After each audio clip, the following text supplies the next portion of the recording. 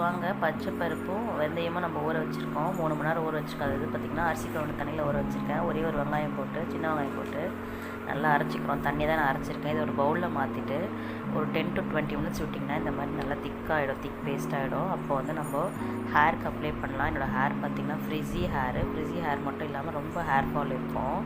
இது நல்லா நம்ம கொஞ்சம் எண்ணெய் தேய்ச்சிட்டேன் நான் முன்னாடியே, நல்லா வாரி விட்டு நான் உங்களுக்கு காட்டுறேன் பாருங்கள். முடி நிறையவே கொட்டும். இந்த மாதிரி அடிக்கடி ஹேர் கேர் ரொட்டீன் நம்ம நான் இன்றைக்கி பண்ணலான்னு இருக்கேன். நீங்களும் ஃபாலோ பண்ணுங்கள். இவ்வளோ முடி கொட்டிருக்கு. சரி, இப்போ நம்ம வந்து அந்த பேஸ்ட் எடுத்து நல்லா அப்ளை பண்ண போகிறோம் தலையில். வேர்க்கால்லேருந்து நல்லா தலைமுடி ஃபுல்லாகவே அப்ளை பண்ண போகிறோம்.